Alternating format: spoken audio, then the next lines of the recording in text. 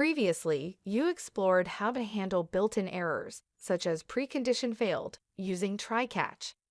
This lesson will focus on how to define a simple custom exception to throw and catch. You define an exception with the exception keyword followed by the name of the exception. The definition looks similar to templates, and just as with templates, the definition produces a record type of the given name, as well as instances to make that type throwable and catchable. In addition to the record fields in the with block, exceptions also need to define a message function in the where block. To test throwing the custom exception, remove the previously written try-catch block and change the return type of the choice back to contract ID social network user. Then import the DA action library to use the when function. When takes two arguments.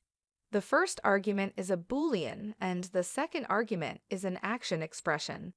If the Boolean evaluates to true, then the action expression gets evaluated, otherwise nothing happens. You will use this when function to check if new alias is an empty string, and if it is, you will use the throw function to throw a change failed exception. Throw can be used in an action such as update and script. An instance of an exception is created the same way a record is created. The change failed exception contains field name and details to specify which field failed to be modified. If new alias is not an empty string, the when expression will have no effect, allowing you to proceed with archiving self and creating a new contract using new alias. You can run the test script where Alice attempts to exercise change alias with an empty string. This should confirm that the custom exception change failed was thrown with field name and details. You can also return a custom error. In other words, you can catch a generic error to throw a custom error instead. First, the return type of the choice needs to be either change failed or contract ID of social network user to indicate that it will either return a right constructor containing a contract ID or a left constructor containing a value of type change failed, which is the type of this custom exception. In the try block, you can specify what it is that you are attempting to do that might throw an exception. In this case, it's to archive and create a new contract using the new alias input. The result is encapsulated in the right constructor and returned using the pure expression. If the new alias is an empty text, the create expression in the try block will fail and throw the precondition failed exception. You can catch this exception in the catch block and throw a custom error instead. In the catch block, there is no need to wrap the throw expression in the left constructor like you did in the try block. This is because throw can be used in an action, such as update and script, and it automatically matches its return type with the surrounding action to avoid potential type check errors.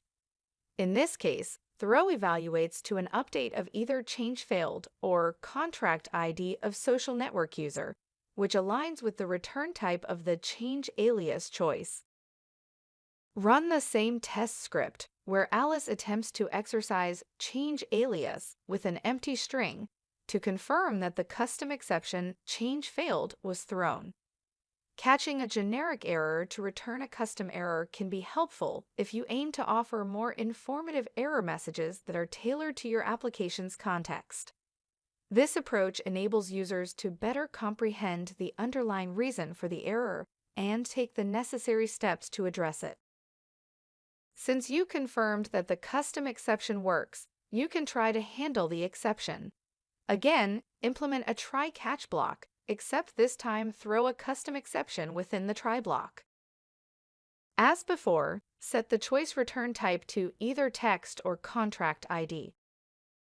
In the try-do block, first check if the new alias is an empty string. If it is, we'll throw the change failed exception with the field name, alias, and details cannot be an empty string. If the new alias is not an empty string, archive the contract and create a new one with the new alias. Then, wrap it in the write constructor to return it with the pure function. As a reminder, all that pure function does is to encapsulate, in other words, lift the argument in update. Finally, in the catch phrase, the type of the exception and its arguments are specified. The variable f refers to the field name, and d refers to the details. Knowing that both f and d are of type text, you can concatenate them with a space. The text is wrapped in the left constructor for pattern matching and returned as the pure expression. Run the test script to confirm that the left value was returned from the catch phrase, leaving the original contract active. As you did with the built-in exception, you can also write the catch block using a different syntax. In the line containing e:"change failed, the variable e represents an exception of type change failed. The variable e can be printed, and it's an entire error record. You can also pass the exception to the message function, which prints the error message associated with the exception. You can either use the default error message or access specific fields within the exception record using dot notation, such as e.fieldname and e.details. You can wrap the resulting text in the left constructor to return it using the pure expression. Let's run the test script to confirm the return value encapsulated in the left constructor. Under trace, the first debug expression prints the exception record, and the second debug expression prints the default error message associated with the exception. Finally, you can add an additional statement at the end to catch any exception. Any exception is a wrapper for all exception types, which could work as a safety net in case you are unsure what other exceptions could potentially be thrown. In this case, if an error doesn't get handled by the first statement, which is defined specifically for change failed exception, it'll be handled by the statement defined for any exception. This lesson explored the process of defining a custom exception. An exception is structured like a template, generating a record type and instances that enable throwing and catching. However, exceptions have an additional requirement of defining a message function within the where block. Like built-in exceptions, a custom exception can be manually thrown using the throw function within the try block and subsequently handled within the catch block.